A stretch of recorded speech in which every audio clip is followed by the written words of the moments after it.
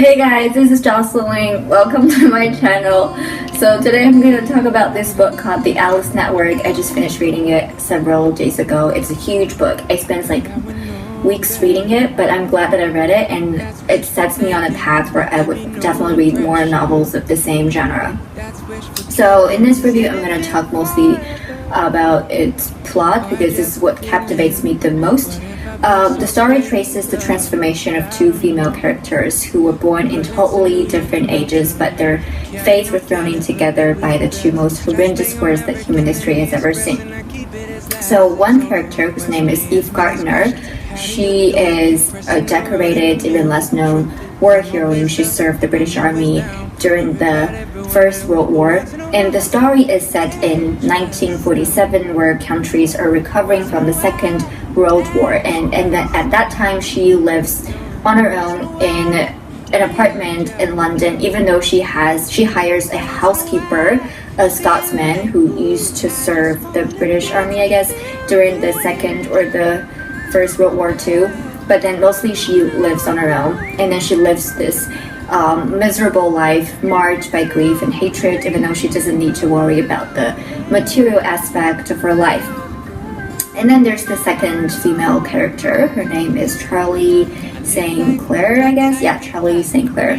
She, at that time, is an unwed, math majoring college student who comes from a wealthy American family, and there wouldn't be any storm in her life if not for her unexpected pregnancy.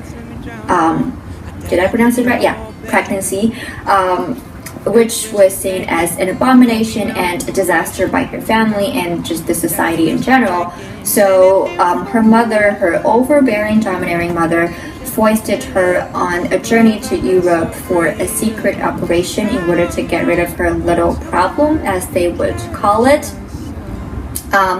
In a way, it doesn't seem like possible that two female characters like Charlie and Eve would get to meet each other or even like have anything to do with each other, but by the author's meticulous design, their encounter seems almost coincidental and inevitable and even just like almost divine. So halfway through the trip in Europe, Charlie decided that, all of a sudden she just decided to scratch the original plan and ditch her mother and go on a secret mission and just embark on a journey of an entirely different nature. She wants to find her lost cousin, whose track was lost during the Second World War.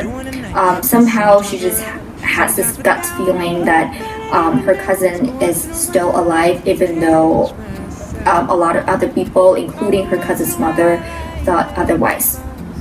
So all the evidence that Charlie gathered so assiduously beforehand point her to the doorstep of Eve Gardner, the war heroine, First World War female espionage that we just mentioned.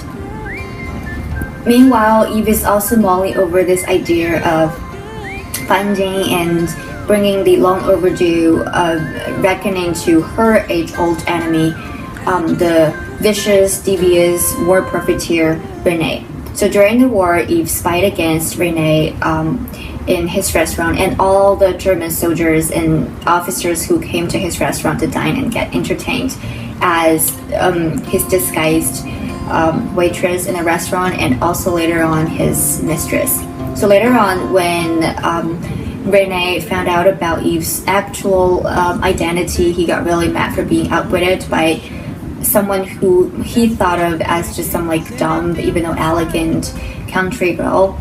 So he started to interrogate Eve and then even like broke all the knuckles of her hands, hoping that the overwhelming pain would eventually like bulldoze Eve into divulging any useful information about the British Army's intelligence work, but Eve didn't budge till the end. So throughout the history, the author kind of alternates between Eve's own story during the wartime from a third-person point of view and Charlie's own recounting of her and Eve's quest for truth and revenge and even like their identity and stuff like that.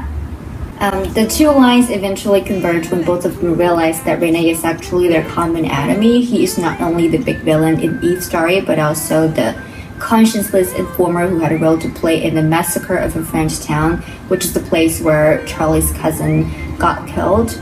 Forgive me for not being able to pronounce the name of the French town because, well, my French sucks. But then anyway, the story reaches its climax, which is the point from which I started like tear up more often, and I had to finish reading the novel through a pair of blurry eyes. But then the climax comes when Eve and Charlie eventually track down Rene, who is shamelessly enjoying his solitary and idyllic existence in another beautiful French town. And this discovery leads to a scuffle of vengeful actions and a string of life-changing revelations, and even like precarious and heart-stopping moments of flirting between life and death. So everything is touch and go. Overall, reading this novel is killing me because I constantly found myself shedding tears involuntarily in different places for a multitude of reasons, be it for the wrenching backstories of several characters or the characters' final triumphant emergence from the demons and the traumas in the past.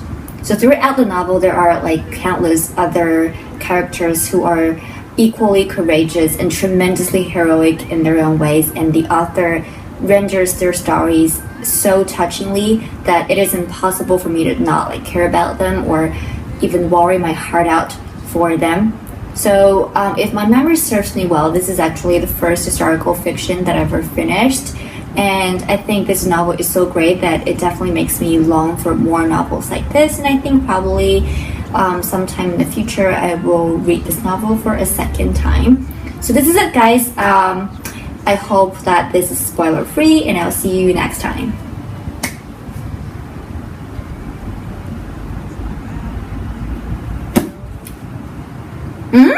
But once in a while I feel like I just wanna dance, I feel good.